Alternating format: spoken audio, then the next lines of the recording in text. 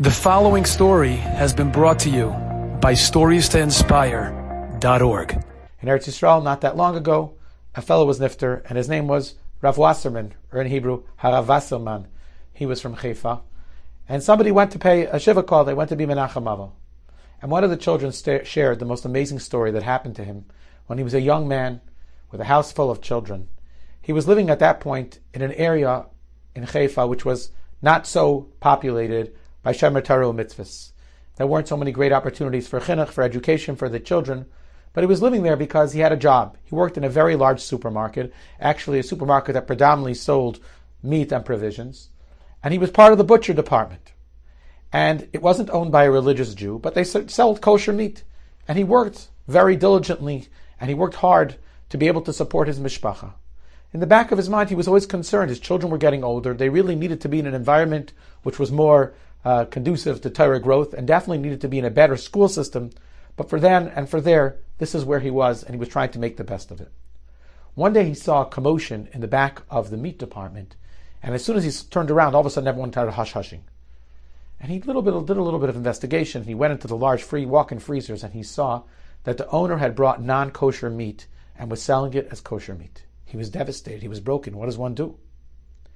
And just at that point, they started putting the meat out, and all of a sudden a customer walks in, a woman, and she looked like a frum lady, a religious woman, regardless of what. And she asks to order some meat. And he leans over quietly and he says to her, "Don't buy here. They just brought a meat that's not kosher. Buy somewhere else." It seems like one of the secular employees overheard him saying this to the woman and went immediately to the owner of the store. And the owner burst into the meat department, furious. "Did you just tell her that the meat's not kosher?" "Yeah," he said, "it's true. But how do you have a right to do that? If you're not part of this department and you're not a team player, you're fired." And he fired him on the spot. And the poor man, Rabbi Wasserman, young man at that point, now had no parnasa, no income to support his wife and his children. He was devastated and he was broken. He left. What was he supposed to do? And that evening he went to shul to daven mincha. And what does a Jewish person do when they're in a sad situation, when they're in pain, when they need Yeshua? They open up their siddur and they pour out their hearts to the Ribbono Shel Olam. And that's what he did. With great supplication and with great kavanah, he said, "Ribbono Shel Olam, I did this for you, and now look at me. I'm unemployed. I have no job. It's geferlich. Hashem, you have to help me." There was another fellow davening mincha, someone he'd never met before. The fellow had never met him. And the fellow was so impressed. He saw someone davening with such sincerity, like someone standing before his Father in heaven and begging and pleading. Then he went over to him after davening and he said to him, "I just want to let you know, I was so inspired by your tefillah. Is everything okay? It seems like you were really davening hard." Having no other choice, he opened up his heart and he poured out his tale of woe. He began to cry and he said, "I just got fired and I have children and I don't even want to be living here and it's just because of my job and I don't have any money and what am I supposed to do?"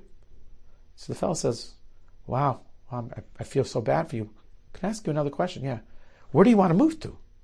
He says, "Oh, I'd love to move to Kiryat Motzkin." At that point, there was a from religious development that was being built over there with good schools. And the fellow says to him, "I'll tell you something fascinating. I'm the developer and I'm building Kiryat Motzkin. You know what? No worries. You can come to Kiryat Motzkin and you can take an apartment." Well, he said, "I don't have any money to pay for it." He goes, "It's not an issue. You'll pay when you get the money. I'm very impressed by your sincerity. I'm very impressed by your dedication. I'm very impressed for your Mesirat Nefesh. I want a person like you living in my new development. I'm going to give you a brand new apartment, and as you can, you'll pay for it." He looks at the guy and goes, but why?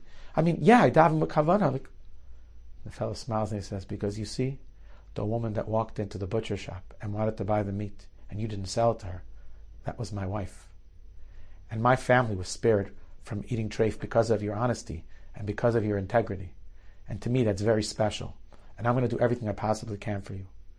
And as soon as the apartment was done, the Wasserman family relocated to Kiryat Motzkin and eventually built a family, L'Shemot Tiferes, a beautiful family with children and grandchildren, even great-grandchildren, oiskim b'Torah b'mitzvahs. Enjoyed this story? Come again. Bring a friend. StoriesToInspire.org